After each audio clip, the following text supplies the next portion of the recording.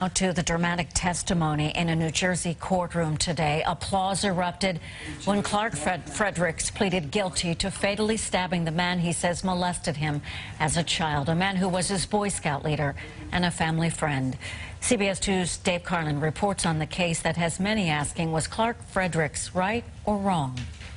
From the time that I was 8 years old until I was 12 years old, I was sexually assaulted and raped by Dennis Pegg.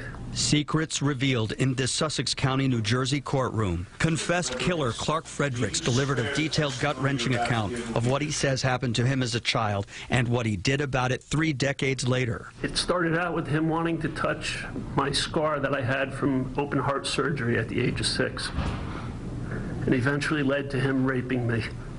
This is the man he's talking about, ex-Scoutmaster Dennis Pegg, who Fredericks stabbed to death. No evidence of the childhood abuse was ever produced, but other men made similar allegations. Friends in the courtroom sobbed as Fredericks talked about Pegg torturing animals, then threatening to do the same to him if he told. No one would ever believe my word over his.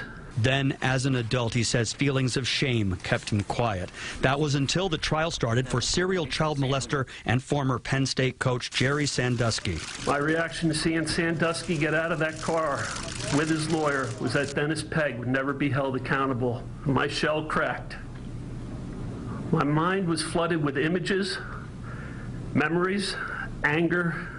Fredericks told the court his friend Bob Reynolds drove them here to Pegg's house on Millbrook Road in Stillwater. The front door was open, and Fredericks walked in. At the end, I slit his throat. No apologies, but his guilty plea on charges of passion, provocation, manslaughter avoids a murder charge. As he left the courtroom, this eruption of applause. For coming out and standing up for himself. No one related to Pegg made any public statements. The prosecutors who agreed to the plea deal hope this brings closure. And we feel it is a fair and appropriate result, given all the circumstances. The judge said the sentence, anywhere from 5 to 10 years in prison, will be announced in September. At the Sussex County Courthouse, Dave Carlin, CBS 2 News. The man Clark Fredericks says went with him that night, Bob Reynolds, is charged with murder. He appears in court on June 23rd.